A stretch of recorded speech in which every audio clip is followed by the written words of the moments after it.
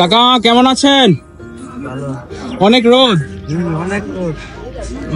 আসলে অনেক রোদ। কয়টা বাজে এখন? 12টা বেজে 50 মিনিট। এত কষ্ট করে আপনাদের সবার সুখের জন্য, সবার খুশির জন্য কত কষ্ট করে কাকা নিয়ে আসছে এই মেলার খেলনা, তৈজসপত্র যাকে আমরা বলি, মাটির তৈজসপত্র।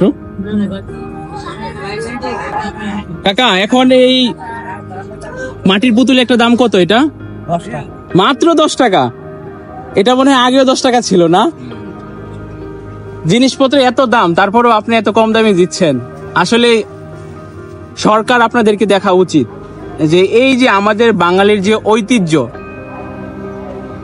মাটির তৈজসপত্র, এটা কিন্তু একদম বিলুপ্তির পথে। শুধুমাত্র আমরা বৈশাখী মেলা হলেই কিন্তু আমাদের এই সংস্কৃতি যে বিষয়গুলো থাকে, যে জিনিসপত্রগুলো থাকে, ওইগুলো কিন্তু আমরা দেখতে পাই। কিন্তু তারা কিন্তু অবহেলিত, তাদেরকে কিন্তু সরকার থেকে কোনো অনুদান দেওয়া হয় না।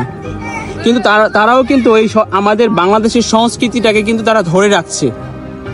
সরকারের কাছে অনুরোধ, যারা এরকম মাটির তৈজসপত্র তৈরি করছে তাদেরকে যেন সরকার থেকে অনুদান দেওয়া হয়, কারণ তারাই বাংলাদেশের সংস্কৃতিকে লালিত পালিত করছে।